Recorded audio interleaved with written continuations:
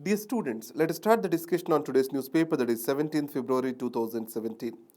The first article, that is Jugar Jurisprudence, the Tamil Nadu way. Now this is about the composite floor test and its relevance in the case of recent Tamil Nadu crisis. Now in 1998, the composite floor test has come into existence as a judicial innovation. Either in the parliamentary procedures or in our constitution, there is nothing called a composite floor test. Governor has to invite the chief minister and he has to prove his majority through the confidence motion on the floor of the house. But in 1998 in UP there was an exceptional situation. So to suit to this exceptional situation, composite floor test was advised by the Supreme Court. And here both the chief ministers, that is Chief Minister Kalyan Singh and Jagadambika Paul, one have to be chosen among them, and the ballot papers are being distributed to the MLAs. So, if a composite floor test has to happen, then the governor has to recognize the existence of two chief ministers in the office. And second is, it is rarest of the rare event happened, it cannot be a regular practice. So in this case, in Tamil Nadu, the Chief Minister Pannir Selvam, he has resigned and he did not, or else he submitted his resignation and which was approved by the governor. In our constitution, there is nothing called taking back of resignation once it is approved. And second is, the party MLAs have clearly chosen Mr. Palaniswamy as their legislative party leader. So, the governor has no other choice other than calling the Palaniswamy to form the government. So, using the rarest of the rare events when they are not being expected for is not a good move in democracy. That's the article talks about. And the second thing is, if you come to this article, change of God, you know that in Tamil Nadu, Mr. Pannir Selvam, he has resigned, then a political crisis was set in, and finally Mr. Palaniswamy was called to form the government by the governor Vidyasagar Rao. In this scenario, Palaniswamy is being seen as a second line leader or else. So Sasikala is going to hold the reins of the leadership through Palaniswamy. In this case, we need to say that the Chief Minister's office is a constitutional office and it has to maintain its dignity and independence. If extra constitutional authority is reigning in power, then accountability and authority gets divorced from each other. The extra constitutional authority enjoys all the power and responsibility lies on the office of the Chief Minister. So, if the people have to ensure or enjoy the trust in the government, then the leader has to ensure his autonomy. And coming to the bumps ahead, it is about the inflation. Now, in India, we are going through a very tough phase after the demonetization. The private consumption has decreased and external situation is not very much bright and private investments are not increasing. So it means that the growth is running only on one wheel, that is public investment. And the production also has decreased tremendously. So there is a vicious cycle. As the demand decreases, it leads to the decrease in production that further slows down the economy and a vicious cycle sets in. In this vicious cycle, if inflation comes into picture and the demand situation gets further worsened and the cycle gets accentuated, this has to be broken. And inflation is about to be set in because of the rising oil prices and volatile international situation. So, if we have to break this, one thing we have to use is the monetary policy. But monetary policy has inflation targeting as the goal.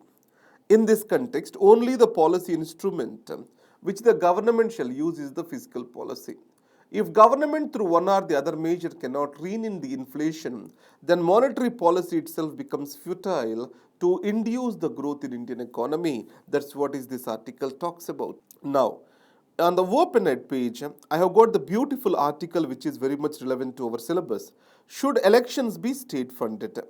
So it is based on the Representation of People's Act are related to our RPA in our syllabus. Now state funding of elections, state funding of political parties, these are different. If you take Germany, there is state funding of political parties. It means that there any activity to be conducted by a political party, the expenditure shall be submitted to the government releases the finances. So that is state funding of the political parties. State funding of elections means the state will provide for the necessary assistance to the contesting candidates to meet their expenditure. So, Yogendra Yadav, he argues pro towards the issue, and Mr. Tiwari argues against, and finally Mr. Qureshi gives a central opinion. What I can say is, in India, the black money dominates in elections, and it is the major reason for corruption. So we need to eliminate the black money, and we have to influence or infuse the accounted white money into the election system. So it can be done in two ways. One is keeping a check on the black money, and two, providing for the state finances to enter into the election system. So, if state finances enter into the election system, the private funds have to be stopped. Both of them cannot coexist, because there is no utility of state funding of elections if private funding also simultaneously exists for the political parties. And second is, today, the high command in the political party, it enjoys the control over the finances of the party. And also there is huge corruption and corrupt proceeds are available with the high command. As elections need to be financed by high command, candidates have to show the unquestioned loyalties. It is killing the internal democracy in political party and in a way paving for high command politics, centralization in Indian politics.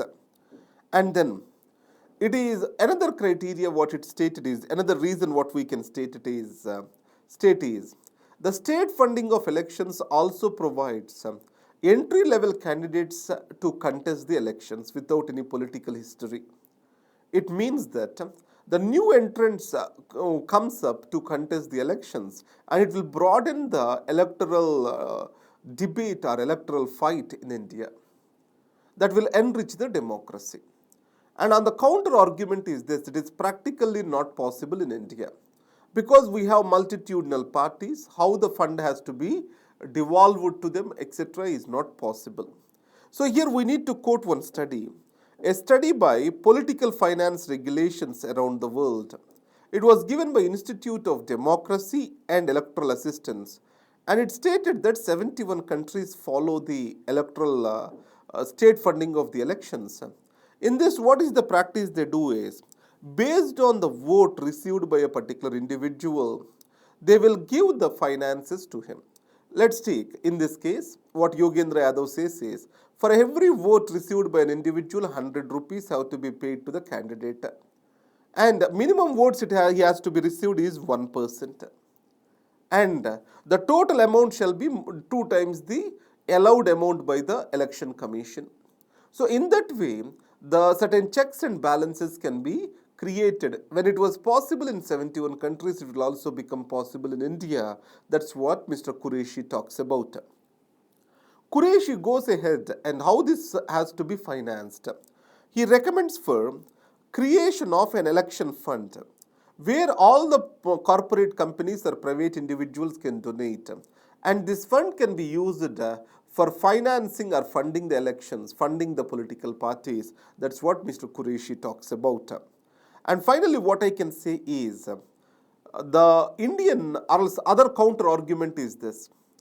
Every individual, private individual, shall be able to pay money for the ideology which he wanted to push forward.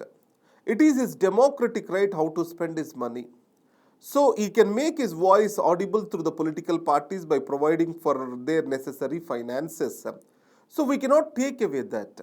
So if we have to see state financing the elections and the private funds are mutually exclusive, then obviously the private funds, if they are not been allowed, it is violative of the democratic right. That is what is the other argument. Finally, what we can say is, the state finance of the elections, yes, it's a way forward, a good step, but we need to keep a regulatory system in place, how it has to be properly utilized. That's what our conclusion can be. Now, let's get into the news page. So here, India, Afghanistan take a hard line on Taliban at Moscow conference. So what this article talks about is this. So the Pakistan and Quadrilateral Coordination Group. So what they thought is there has to be a reconciliation talk with Taliban, and they divided the Taliban into good and bad factions.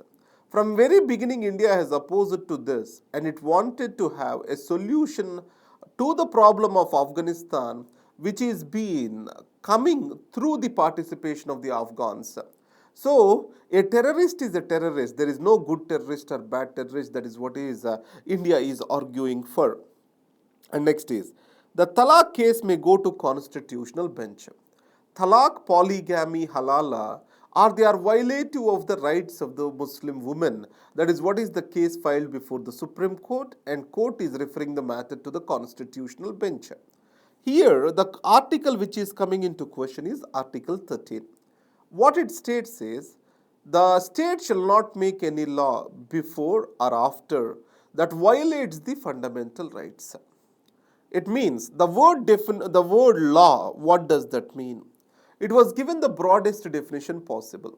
This word law, does it include the personal law too, is what the Supreme Court is going to look into. So if the word personal law is also part of the law, then it will try to look into the matter that these particular practices, polygamy, halala, they are violative of the rights of the woman. That will be analyzed by the Supreme Court in this case. And then, so let's take it to the world page. So in this case, the two-state solution with regard to Israel and Palestine.